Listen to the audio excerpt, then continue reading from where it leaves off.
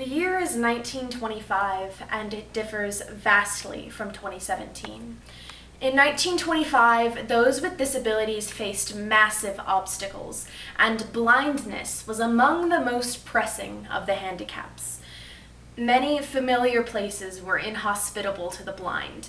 Schools and educational facilities were often ill-equipped to help disabled students, often resulting in shuttling these children to special schools for the blind, where they endured military-like, soul-deadening regimens. Although a universal Braille was developed in 1917, hardly 300 books existed in this format in 1925, and this made reading and learning difficult for visually disabled students. But as hard as school was, the home was perhaps the most difficult place to accommodate blindness. Common and everyday chores like laundry and cooking were often downright dangerous. Few tools existed then to aid blind people in leading independent lives, and many were forced to rely on family or friends to function. The truth was, society hardly tried to make provisions for the blind, and most people saw the visually disabled as cursed, deserving of sympathy, but not much else. Hellen Keller was 45 in 1925, and already a national legend. Her story began in 1880 in Alabama. An unabated illness struck before her second birthday, robbing her of two of her senses, her sight and her hearing. By age 2, Hellen was blind and deaf, trapped in darkness with no way out. Unable to communicate, this difficult, unruly child was eventually given a gift in the form of Anne Sullivan, a teacher from the Perkins Institute for the Blind. This teacher worked patiently with Hellen, teaching her one word at a time, beginning with water, traced into her palm, and growing exponentially in the following weeks and months. Like many children, Hellen was a sponge for knowledge, and she quickly grew to love reading and writing, eventually obtaining her Bachelor in the Arts from Radcliffe in 1904. After this, she continued on a journey of writing and activism that would, in later years, span the globe. This transformation from child alone in the dark to woman stepping into the spotlight would not have been possible without her teacher and companion, Anne Sullivan. In the words of Jay Kopp, it's hard to appreciate today the public esteem in which Hellen was held. She didn't cross the ocean like Lindbergh or swat mammoth home runs like Ruth. She was not famous because of what she did, but because of who she was. She was revered not just for her ample intelligence and preternatural dignity and serenity. She had not merely triumphed over her disabilities, but seemed to stretch the boundaries of human existence. People who met her walked away convinced that they had touched greatness. And they had. Hellen Keller had great moral force, desire for change, and the willpower to enact it, but she, like all people, could not do it alone. On June 30th, 1925, this woman stepped forward to speak directly to the Lions Club International, meeting that year at a convention in Ohio. That year, the Lions were just 8 years old, but already they showed the potential to morph into a massive social force. Over 7,000 Lions were in attendance at that convention, more than twice the expected number, to hear the famous Hellen Keller deliver her address. All were unaware in that moment the effect that this would have on the organization and the lives of millions. The fact that Hellen agreed to speak to the Lions at the exact moment that they were searching for a service mission to commit to was indeed a miracle in itself. The day busy, the convention hall was bustling with restless Lions as they waited to hear the headline speaker. Anne Sullivan spoke first, dictating the incredible story of Hellen's learning process, and the Lions cheered. As Sullivan went to retrieve Keller, the band began to play. All 5 of the members from this band were blind. Then, Hellen Keller herself stepped on to center stage. She had defeated innumerable obstacles throughout her life, but had never quite managed to master the process of talking.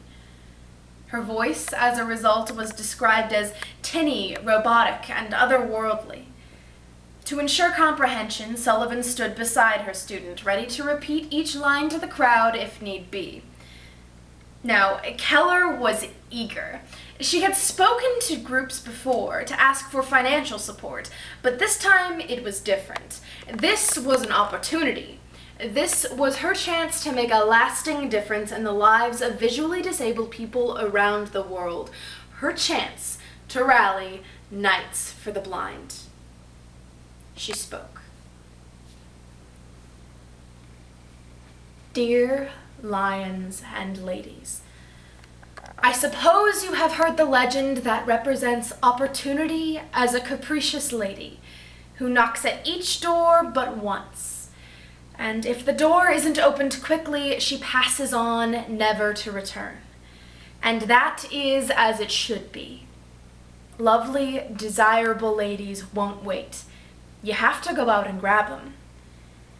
I am your opportunity. I am knocking at your door. I want to be adopted. The legend doesn't say what you are to do when several beautiful opportunities present themselves at the same door. I guess you will have to choose the one that you love the best. I hope that you will choose me. I am the youngest here, and what I offer you is full of splendid opportunities for service. The American Foundation for the Blind is only 4 years old. It grew out of the imperative needs of the blind and was called into existence by the sightless themselves. It is national and international in scope and in importance. It represents the best and most enlightened thought on our subject that has been reached so far. Its object is to make the lives of the blind more worthwhile everywhere by increasing their economic value and giving them the joy of normal activity. Try to imagine how you would feel if you were suddenly stricken blind today. Picture yourself stumbling and groping at noonday as in night, your work, your independence gone. In that dark world, wouldn't you be glad if a friend took you by the hand and said, "Come with me, and I will teach you to do some of the things that you used to do when you could see"? That is just the kind of friend the American Foundation is going to be for all of the blind in this country if seeing people will just give it the support that it must have. You have heard how through a little word dropped from the fingers of another, a ray of light from another soul touched the darkness of my mind, and I found myself, found the world, found God. It is because my teacher learned about me and broke through the dark, silent imprisonment which held me that I am able to work for myself and for others. It is the caring we want more than the money. The gift without the sympathy and interest of the giver is empty. If you care, if we can make the people of this great country care, the blind will indeed triumph over blindness. The opportunity I bring to you, Lions, is this: to foster and sponsor the work of the American Foundation for the Blind. Will you not help me hasten the day where there shall be no preventable blindness, no little deaf-blind child untaught, no blind man or woman unaided? I appeal to you, Lions, you who have your sight, you who are strong and brave and kind. Will you not constitute yourselves Knights of the Blind in this crusade against darkness?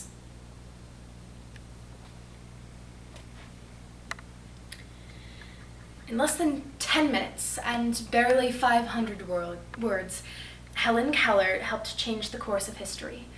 hers, the Lions, and most importantly, the history of millions affected by blindness or vision loss.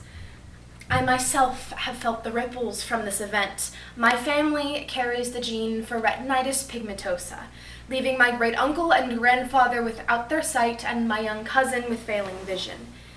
The Lions have supported the Foundation for Fighting Blindness, which has changed people's lives, allowing my uncle the opportunity to test new technology that allows him to see shapes, outlined by what he describes as stars.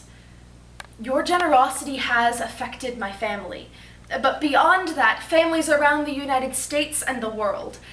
Lions Recycle for Sight connects the visually impaired and many low-income communities with eyeglasses that correct refractive errors, allowing people to better their own lives and the lives of their family through improved work and better education. Lions work hard to provide vision screening in communities, connecting individuals with eye care professionals in an effort to detect and treat sight problems early on. The Lions program, Sight First, is integral to the global fight against trachoma, the leading cause of preventable blindness.